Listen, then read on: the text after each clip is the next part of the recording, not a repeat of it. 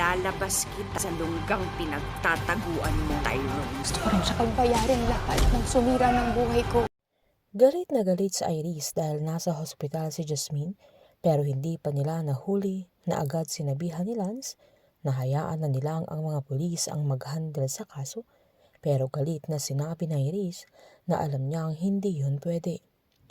Sakto namang dumating si Harry na may daladalang maliit na briefcase na naglalaman ng isang maliit na baril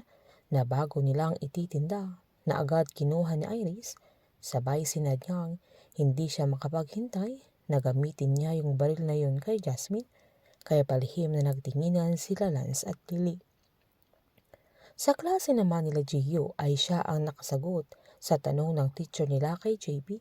kaya uminit ang ulo ng binata. Lalo't si Gio ang naging kaibigan ni Mira at nakikipagkaibigan na din si Myrtle na lihim na naiinis si Myrtle kay Mira dahil mali din ang sinagot niya at si Mira ang nakapagbigay ng tamang sagot. Pinakita naman ni Iris kay Vito yung pinakamalaking deliveries nila sa Malaysia na na-convince niyang mag-transfer sila sa kanila kung saan pinuri siya ng daddy niya dahil kahit stress na stress siya ay kaya pa rin niyang i-handle at i-manage yung negosyo nila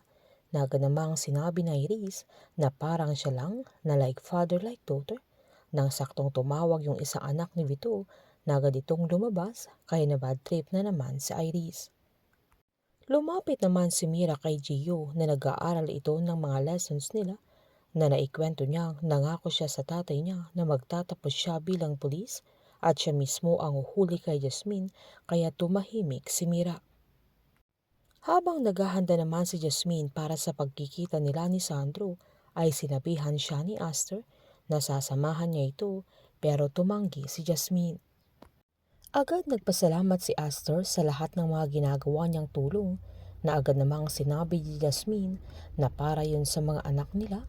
na agad siyang sinabihan ni Aster na napakalaking sugal ang gagawin niya na hindi ba siya natatakot kaya sinabihan siya ni Jasmine na wala na siyang ibang pagpipilian kundi ang sumugal at tatayan niya si Agent Sandro.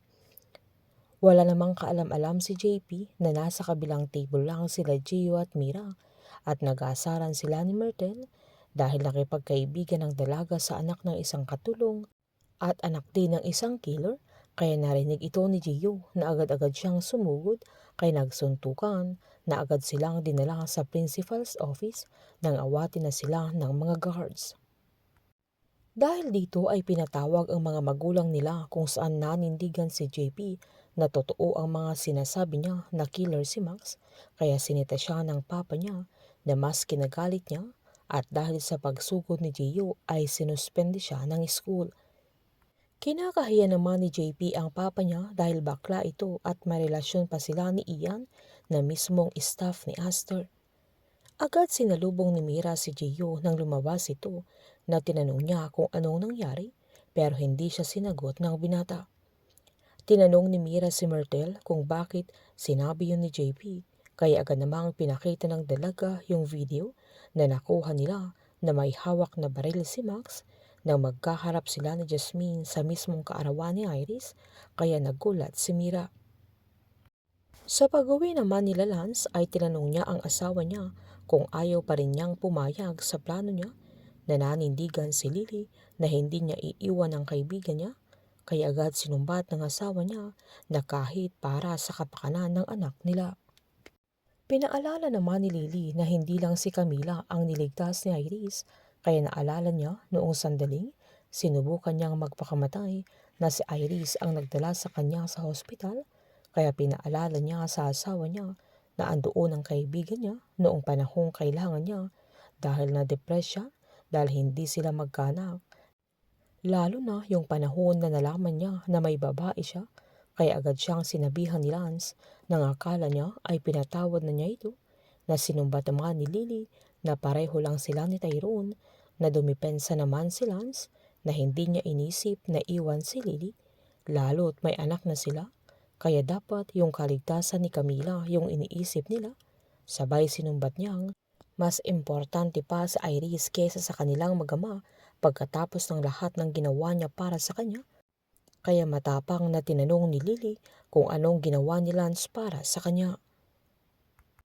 Habang alam na Iris na buhay si Tyrone, na pinalabas lang niyang patay na siya at gagawin lahat ni Iris para lumabas si Tyrone sa pinagtataguan niyang lungga. Pagkatapos ng ilang taon nang akala ni Jasmine ay patay na si Tyrone at ang akala niya ay totoong iniwan at pinabayaan niya ito. Abangan natin ang pagbabalik ni Tyrone kung saan magugulat siya na nakapasok na si Jasmine sa pamilya nila Iris at Vito. Painit ng painit ang mga tagpo, sabay-sabay po nating subaybayan ang advance episode ng Lavender Fields dito lamang po sa aking channel. Patuloy lamang po manood at mag-subscribe para ma-update po kayo sa mga susunod na episode. Marami pong salamat.